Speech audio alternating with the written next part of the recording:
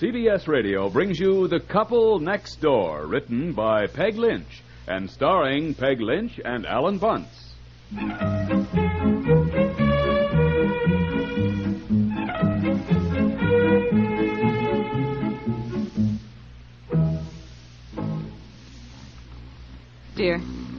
Dear, wake up. Oh. You'll have to get up and help me a little before you go to work now, you know. Oh, what is the matter? What? Help with what? Help with what?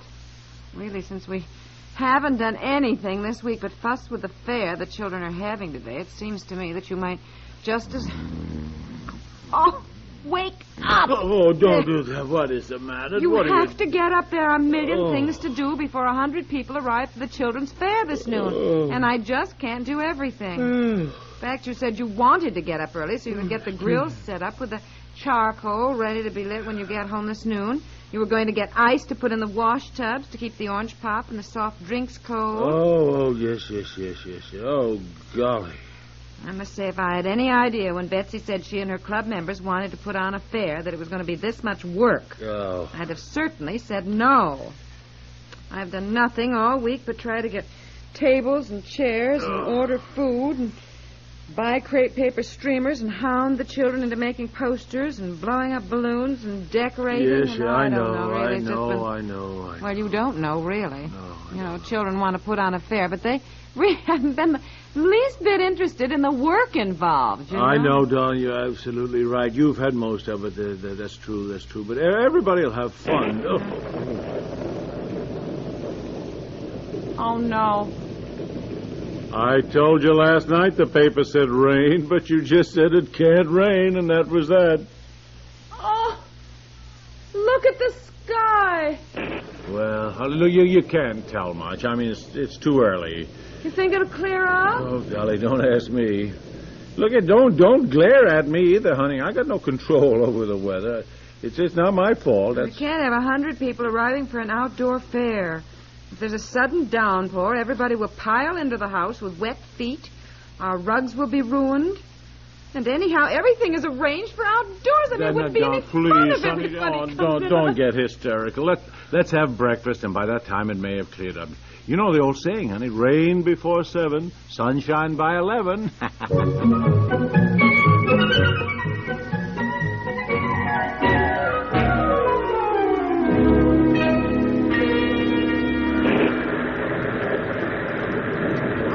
Look at it coming down. Just look at it. I don't have to look. I can hear it, dear. Now, look, close the door, will you, and sit down and finish your breakfast. Oh, well, I don't know what to do. I really don't. Only one thing to do, darling. You just have to cancel the fair, that's all. Betsy and her little friends will be heartbroken. Well, of course they will. But they've got to face it. These things happen. You said it might clear up by 11 if it rained before 7. Yeah, well, honey, it's now after 7, and if I ever saw a day that looked as though it were going to be one steady downpour, this is it.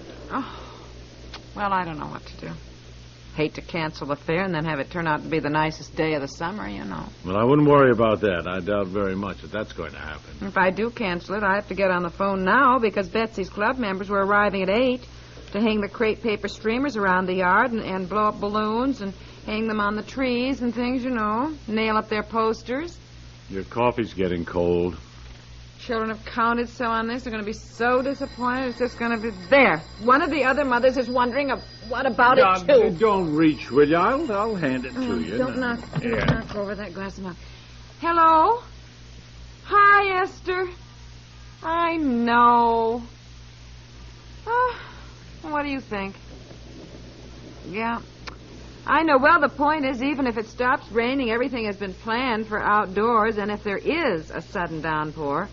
Well, frankly, I don't relish 100 people piling into the house with wet feet. Yeah, half of them children. Yes, you just said that, too. Well, Esther, why don't you call Dreen and see what she thinks, and I'll call Ginny. I mean, I don't want all the responsibility for canceling it because the children will be so disappointed. Yes. All right, Esther. Goodbye. Darling, look, the other mothers don't know any more about the weather than you do. Why not call the newspaper and the radio station, see what the latest weather reports are, huh? Oh. Yeah. Yes. Yeah. Oh, look at that sky. Do you think it'll clear up?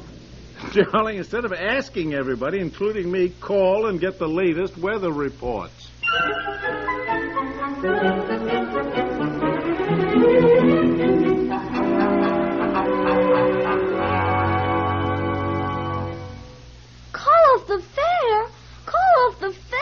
Now, Betsy, I know how disappointing it is, dear, but why? Why? Just take a look outside there. It's just raining a little. A little? It is a downpour. We just checked on the latest weather reports, darling. It's going to keep on like this all day. Maybe it won't. What if it gets nice out? Well, apparently it is not going to, dear. But we've all planned on having a fair today. Everybody's coming. Nobody knows better than I, dear, that we planned on having a fair today, and I have worked like a beaver all week to get ready. I also know that people are coming, 100 of them. More like 150, and it's going to be no small job to let them know the fair has been canceled. Yeah, I thought of that. How are you going to do it? Well, I'll first call all the mothers. They can let their relatives know, you know, the grandparents and the aunts and the uncles and cousins and so forth, and the friends that they've asked. You'll know they can... My club members will be mad at me if we call it off. No, they won't. I've talked to some of the mothers already, and now I've got to call them back and see what they think. But they also thought we should call it off if the weather's going to be like this at all, honey, which we have now found out is most likely. Can't people wear raincoats and rubbers and carry umbrellas? Well, Betsy, darling, an outdoor fair is no fun in a downpour of rain. I don't see why not. We'd have fun. We don't care about a little rain. Betsy, how long would your crepe paper streamers look like anything? Dripping wet, breaking off, and blowing all over? But anyhow, people don't want to stand drenched to the skin, throwing bean bags and throwing bowls at plastic milk bottles. It wouldn't be any fun, dear. It would, too. The kids wouldn't mind. Well, the adults would. Well, why don't we just have children come then, and not any grown-ups?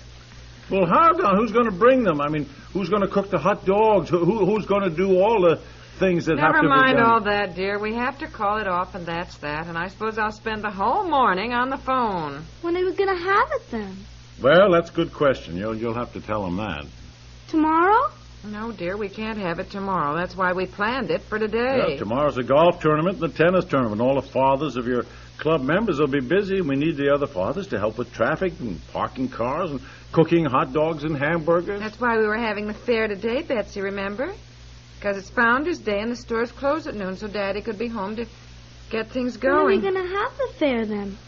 Oh, well, let's see. How about next week, Saturday, a week from tomorrow, yes, huh? I A whole week? It isn't going to rain for a whole week. We can't have it tomorrow, Betsy. We can't have it Sunday because Daddy and I are going to a wedding, and you have school every day next week. Now, that Saturday is the first time we can have it. Oh, gee. Now, look, just stop that. The person that this is inconveniencing the most is your mother, I would like to remind you. Now, she's going to do a lot of work to get the fair ready for today, and postponing means a lot of extra work. Say nothing of going through this whole thing next week again. I mean, she's got to cancel things and try to get them back for next week again. Oh, yes, the tables and chairs that Fred borrowed from the church. Sure. Now, do you think we can keep them until next week, or will they have to be carted back and then brought again? Darling, I don't know. You'll have to call Fred.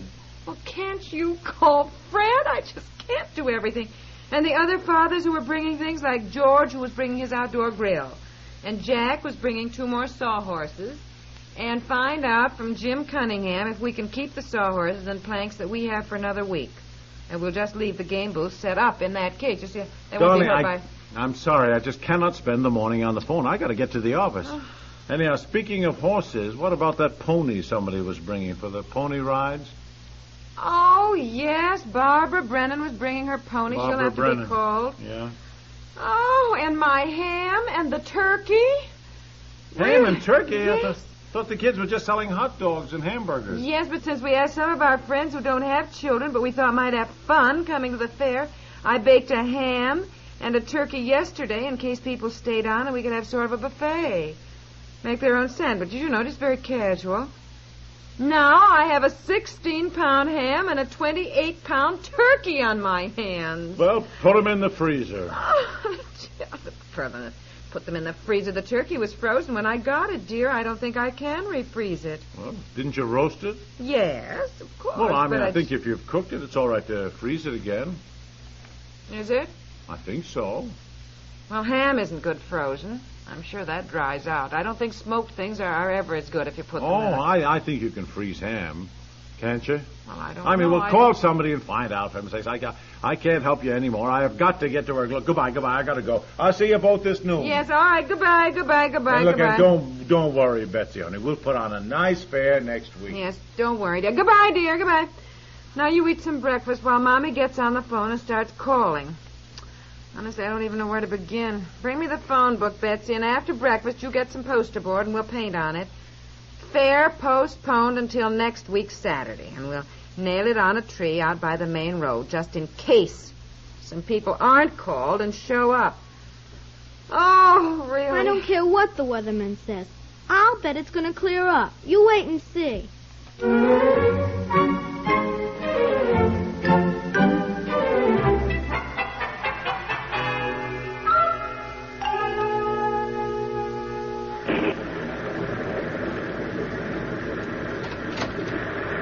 Hi, Daddy. Oh, wow, what a day. Oh, good thing we called the fair off, huh? I guess so. I kept hoping it would clear up. Oh, sweetheart, did you, my poor little girl? Just been sitting here by the window all morning looking out at the rain. Uh-huh. Where's your mommy, honey? Lying down in the living room. She's been on the phone for hours. She said to leave her alone. She was in a state of collapse. I'll bet, okay. Well, Mommy, you in a state of collapse? Yes, I sure am. I've been on the phone for 4 hours. Yeah, I know. I just heard. Also tried to call home, but of course the line was busy. Everybody I called discussed the weather and whether or not I could freeze the ham and the turkey, and then some of the mothers who are helping out today can't do it next week. So I had to find substitutes. I had to call about the pony and the grills and the tables and the chairs. And Fred didn't know he's calling back. Oh, I tell you, my head's in a swim. It has been some morning. But I think I reached everybody. Oh, I think that's Susie. I'll get it. She said she was coming over. All right, dear. Honestly, I tell you, I am absolutely wrecked. Boy, I'll bet you are. Hello, young lady. Borland's Grocery. Ask your mommy when she wants all this load of stuff put... Oh, gee. Mommy, come here. No, I'll come, Betsy. Your mommy's worn out. Don't bother her. What's the trouble? I'm no trouble, Mr. Piper. Just wonder where you want all this stuff put. I didn't want to unload the truck until I knew where to put all this stuff, see? What stuff? Well, here's the list. Mrs. Piper said to have it up here by noon. 180 hot dogs, 180 buns, 2 cases of potato chips, 12 dozen popsicles, 12 dozen frosted. No, wait a minute. Ginger ale, 72 orange pop. And they're all cold, so if you put them right on ice, they'll stay okay for the fair. She said you'd have ice in some coolers and tubs by noon, so, you know... Didn't you cancel the grocery order, the hot dogs and the popsicles? Oh, my heavens, I forgot. Oh, look, I'm afraid there's been a slight mistake. You see, we postponed the fair until next week because of the rain, you know. I'm afraid you'll just have to take things back and do it all over again next Saturday. Do it all over again? We had to put special orders ourselves on the whole thing. I'm sorry, but we can't keep. We couldn't keep 12 dozen popsicles frozen, and all these potato chips would be stale. Look, I'm awfully sorry, but I got orders to deliver now. Now, things has changed. You better call the store and talk to the boss. This many hot dogs, we had to put a special order. Same with so many 5-cent bags of potato chips. What if it rains next week? Betsy, please, let's just get through this week first, could we? Boy, the next time you kids plan a fair, oh, boy.